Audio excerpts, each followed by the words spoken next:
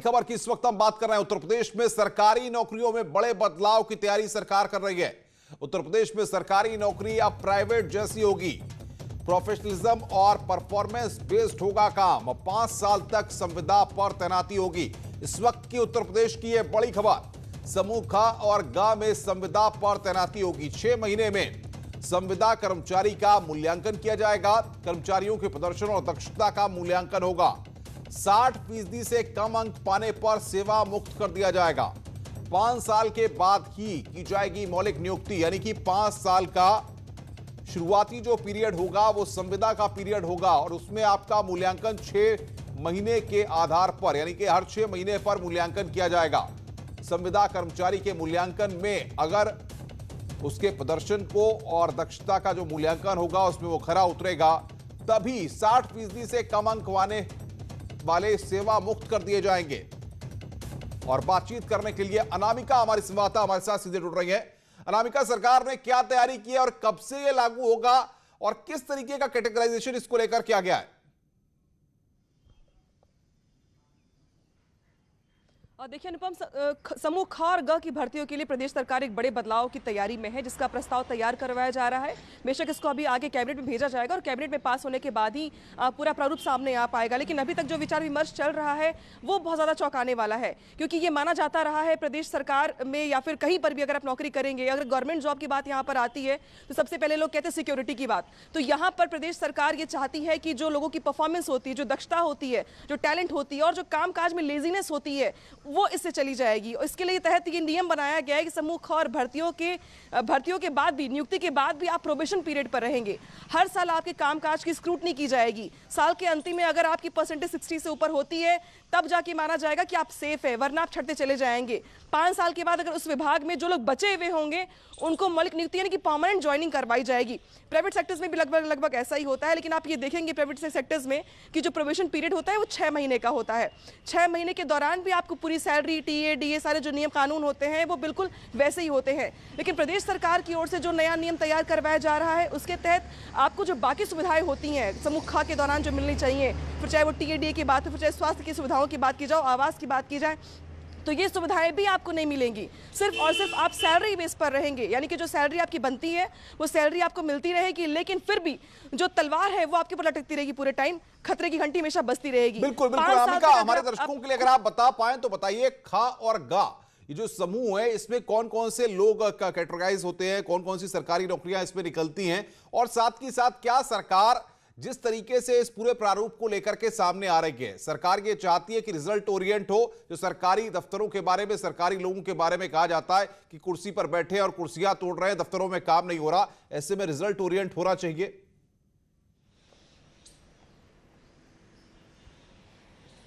और देखिए ये सरकार की ओर से जो अभी तक प्रारूप तैयार किया गया, जो जिसपे विचार चल रहा है, बातचीत चल रही है, उसमें आईएएस, पीसीएस, इसके अलावा जो पीसीएस, पीसीएस बहुत सारे लोक सेवा आयोग की जो भर्तियां या जो कैटेगराइज पद हैं और जो समूह क में आते हैं उनको अलग कर दिया गया है। समूह ख और ग में अगर बात की जाए तो क्लास 2 और क्लास 3 की अगर बात करें हम, तो उनके लिए ये नए नियम लागू किए गए हैं। इसके अलावा बहुत सारे लोग ऐसे भी होते हैं जो मृतक आश्रित होते हैं, उनके लिए भी सेम फॉर्मेट ये लागू किया जाएगा कि अगर परफॉर्मेंस बेहतर नहीं है आपकी तो आप छट जाएंगे। इसमें कोई लाग लपेट नहीं है कि अगर आप किसी के मृतक आश्रित हैं तो भी आपको ढोया जाए या लेके चला जाए आगे। परफॉर्मेंस पे डिपेंड करेगा कि आप कंटिन्यू रहेंगे या नहीं रहेंगे। इसके अलावा जो आम लोगों के लिए बहुत ही सामान्य भाषा में अगर बात की जाए तो ये आप समझ लीजिए कि बिल्कुल प्राइवेट सेक्टर की तरह आपको इसमें पूरे नियम्स को, टर्म्स, कंडीशंस को फॉलो करना होगा। यानी कि 5 साल तक खुद को आपको प्रूफ करना होगा और ये आप बिल्कुल मुगालते में ना रहे कि आपको गवर्नमेंट जॉब मिल गई है तो यानी कि जिंदगी की सबसे बड़ी खुशी आपको मिल गई है और आपको लग रहा है कि बस सारी जिंदगी आप आराम से गुजरेगी। बिल्कुल नहीं। आपकी क्रिएटिविटी, आपका कामकाज, आपके वर्किंग आवर्स, आपकी परफॉर्मेंस, सब कुछ जज किया जाएगा पूरे साल जज करने के बाद अगर आप वाकई में खरे उतरते हैं और विभाग को ये लगता है, आपके अधिकारी को ये लगता है कि आप कामकाज में बेहतर हैं तो आप कंटिन्यू आगे किए जाएंगे। बिल्कुल बिल्कुल अनामिका, यानी कि अगर आपको सरकारी नौकरी उत्तर प्रदेश में मिल भी जाती है समूह ख और ग में, तो उसके बाद अगले 6 महीने आपके लिए काफी चुनौतीपूर्ण होंगे और अगर आपने 6 महीने में कुछ भी नहीं किया तो आपके लिए बाहर का रास्ता तैयार रखा है सरकार ने।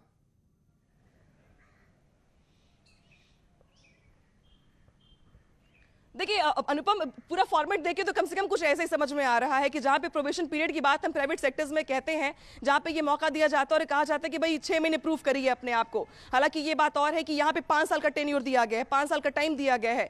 प्राइवेट सेक्टर्स में ये 6 महीने के लिए टाइम दिया जाता है, लेकिन ऐसा बहुत कम होता है कि 6 महीने बाद किसी को निकाल ही दिया जाए या हटा ही दिया जाए।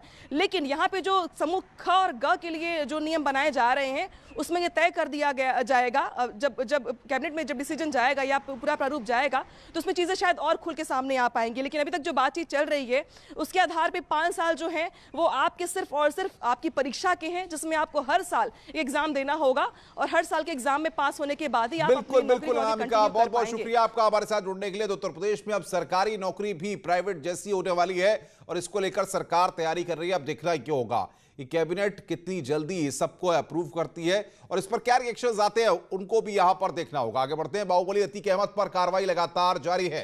लुकरगंज में 7000 वर्ग मीटर जमीन पर अवैध कब्जे को हटाया गया है। अतीक अहमद ने आपको बता दें कि जमीन पर अवैध कब्जा किया हुआ था। जमीन से अवैध कब्जा हटाने की कार्रवाई लगातार की जा रही है उत्तर प्रदेश में। नजूल संपत्ति पर अतीक ने अवैध कब्जा किया हुआ था और यहां पर 7000 वर्ग मीटर जमीन पर जो कब्जा किया गया था उसको हटाया गया है।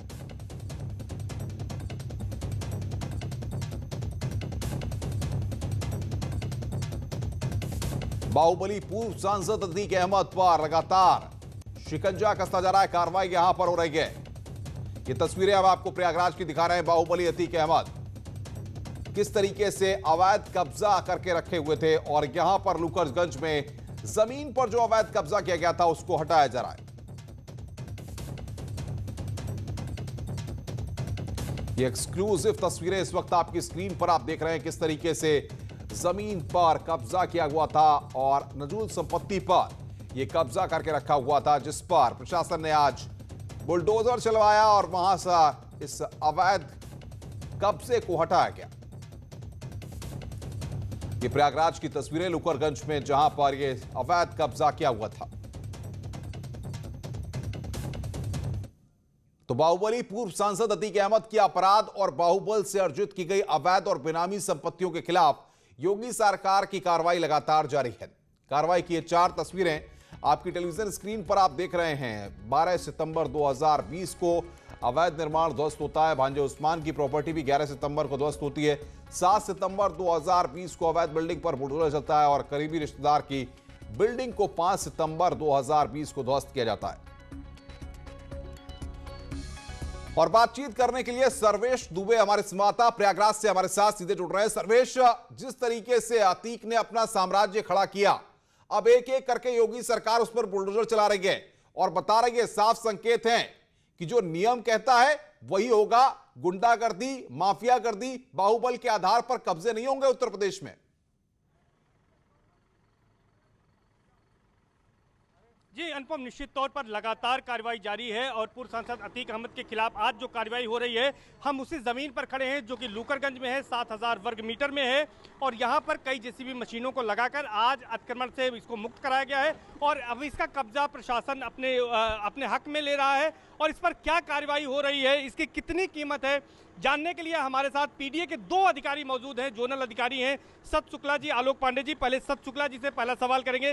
सर, ये बताइए कि कितने वर्षों से यहाँ अतीक अहमद जी का कब्जा था और कितनी जमीन है, कितनी बेशकीमती है, कितनी इसकी कीमत होगी? ये पूर्व सांसद श्री अतीक अहमद ने कई वर्षों से अपने कब्जे में इसको लिया हुआ था। इसका क्षेत्रफल लगभग 7000 वर्ग मीटर है और लुकरगंज का व्यवसाय कॉमर्शियल सर्किल दर 92,800 रुपये प्रति वर्ग मीटर है। तो इसका अनुमानित मूल्य लगभग 55-60 करोड़ रुपए है। आज राज्य सरकार ने इस पर कब्जा वापस प्राप्त कर लिया है, पुनः प्राप्त कर लिया। अब इसका किसी राजकीय उपयोग के लिए, पब्लिक पर्पस के लिए इस्तेमाल किया जाएगा। सर, ये बताइए कि लगातार कार्रवाई जारी है, पीडीए जो ये कार्रवाई कर रही है तो इसको किसके तहत कार्रवाई की गई है? ये कार्रवाई इस तरफ तरीके के जो अतिक्रमण करके सरकारी ज़मीनों पे कब्जा किए हुए हैं और अपने बल और उनसे उसके माध्यम से उनके विरुद्ध कार्रवाई जो है लगातार सरकार के उसमें जारी है। इस जमीन को अब कब्जा मुक्त कराने के बाद इसका किस उपयोग में इसको लिया जाएगा? जमीन सरकार इसको अपने आवश्यक उपयोग में लेगा, जैसे कार्यालय या कोई। बिल्कुल सर्वेश, बहुत बहुत शुक्रिया आपका और जो अधिकारी आपके साथ बातचीत कर रहे थे उनका भी शुक्रिया। तमाम अपडेट्स देने के लिए ग्राउंड जीरो से आप वहां पर मौजूद हैं और वहां पर क्या सिचुएशन है, किस तरीके से अवैध कब्जे को हटाया जा रहा है, आप वहां से दिखा रहे थे। आगे बढ़ते हैं, लव जिहाद की बात कर रहे हैं। लव जिहाद के मामले कानपुर में लगातार बढ़ते जा रहे हैं। ऐसा लग रहा है कि लव जिहाद का कानपुर गढ़ बन चुका है। कानपुर में हड़कंप मचा हुआ है। पिछले 21 दिनों में यहां पर लव जिहाद के 11 मामले अब तक सामने आ चुके हैं। सभी मामलों में युवक ने अपना गलत नाम और धर्म बताकर लड़की को झांसा दिया और फिर उसकी जिंदगी को नरक कर दिया। कई लड़कियों को तो धर्म परिवर्तन करने के लिए प्रताड़ित भी किया गया। तो बड़ा सवाल यहां पर यह है कि क्या फरेबी प्यार और झूठ के कुचक्र में फंस रही हैं कानपुर की लड़कियां?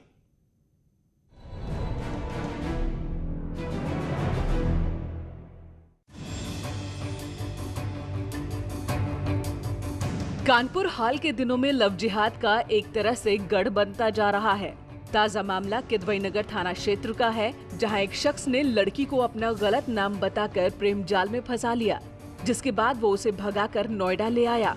आरोपों के मुताबिक यहां उसने युवती पर धर्म परिवर्तन का दबाव डाला और उसे बीफ भी खिलाया। मेरी इस लड़के ने अपना नाम हिंदू बताकर मुझसे बातचीत स्टार्ट करी थी और कुछ समय बाद ये लड़के ने बहला फुसलाकर मुझे नोएडा ले गया। वहाँ पर ले जाकर इसने मुझे मोमडन तरीके से रखने की कोशिश की और मुझ पर लगातार धर्म परिवर्तन का दबाव बनाता रहा।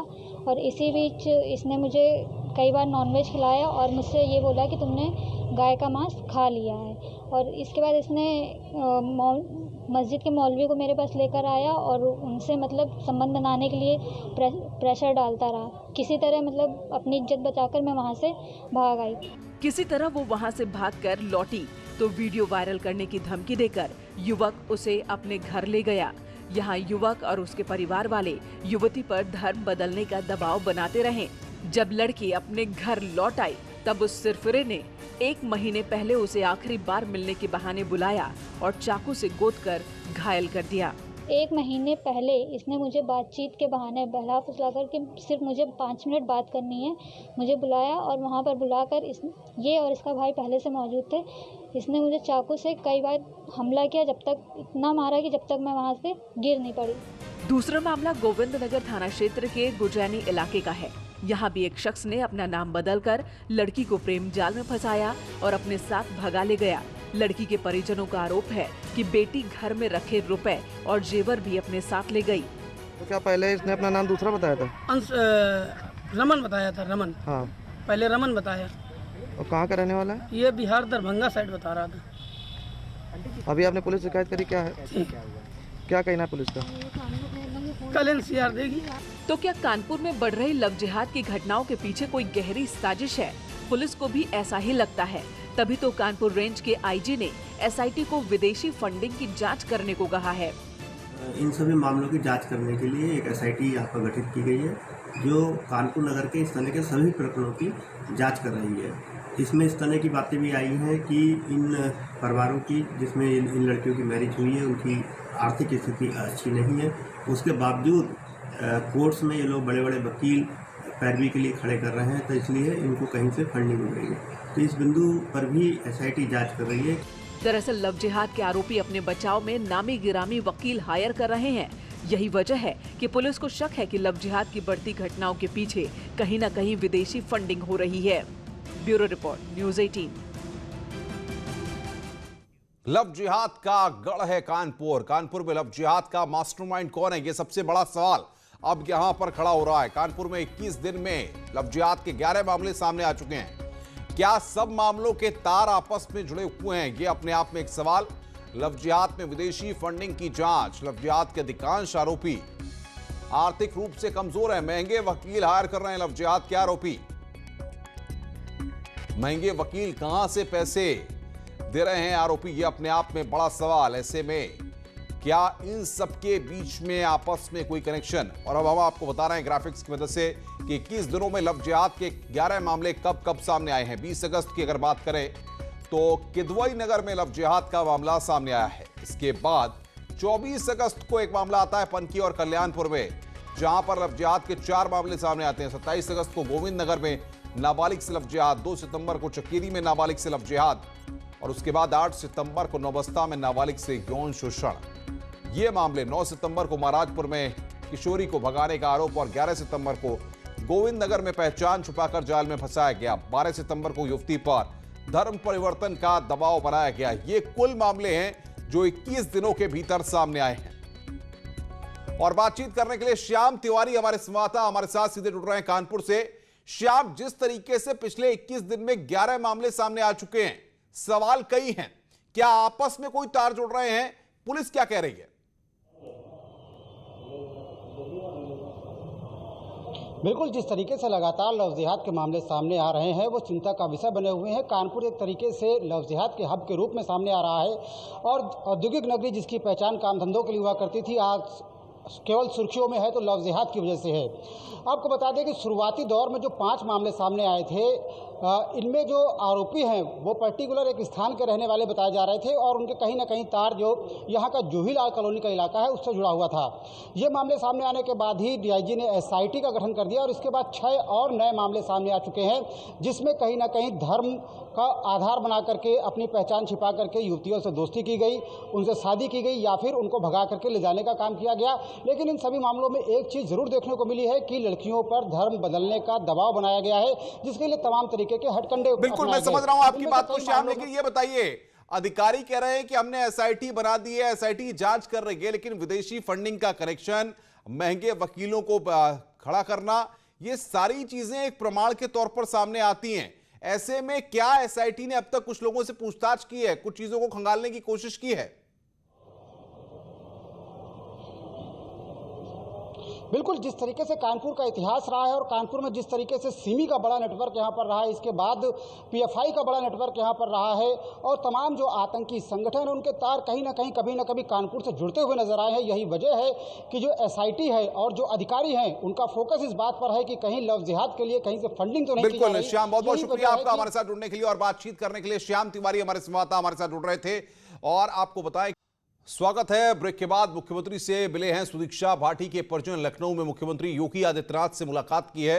मुख्यमंत्री आवास पर आज मुलाकात हुई है। सुदीक्षा के नाम पर प्रेरणा स्थल और लाइब्रेरी बनेगी। सुदीक्षा के परिवार को 20 लाख रुपए की आर्थिक मदद दी गई है। आपको बता दें कि 10 अगस्त को बुलंदशहर में सड़क हादसे में सुदीक्षा की मौत हुई थी। अमेरिका के बॉब्सन कॉलेज में सुदीक्षा पढ़ रही थी और इस मामले में आज परिजनों ने मुख्यमंत्री से मुलाकात की। उस वक्त की तस्वीरें हम आपको दिखा रहे हैं आपकी स्क्रीन पर। अब सुदीक्षा के नाम पर प्रेरणा स्थल और लाइब्रेरी बनेगी।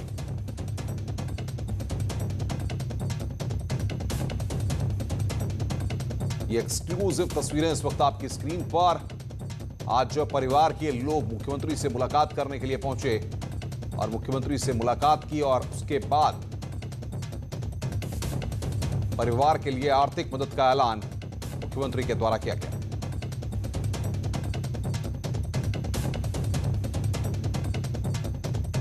ये 2 तस्वीरें सीएम आवास पर मुलाकात की तस्वीरें हम आपको दिखा रहे हैं और दूसरा सुदीक्षा की तस्वीर हम आपकी स्क्रीन पर आपको दिखा रहे हैं। इसमें 20 लाख की आर्थिक मदद का ऐलान मुख्यमंत्री के द्वारा किया गया।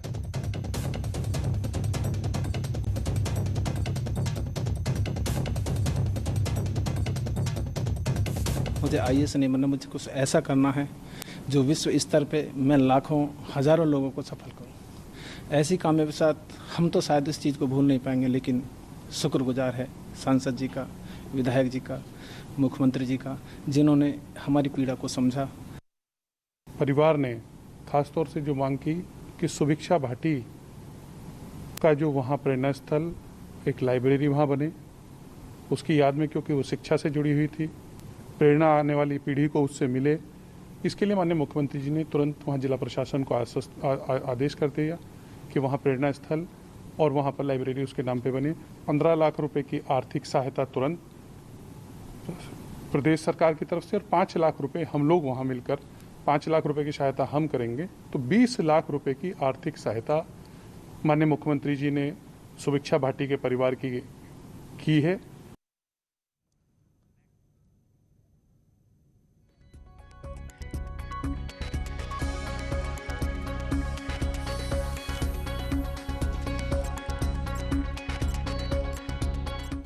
इस वक्त के बुलेटिन में फिलहाल इतना ही। आगे देखिए उत्तराखंड की खबरें मेनका के साथ। नमस्कार।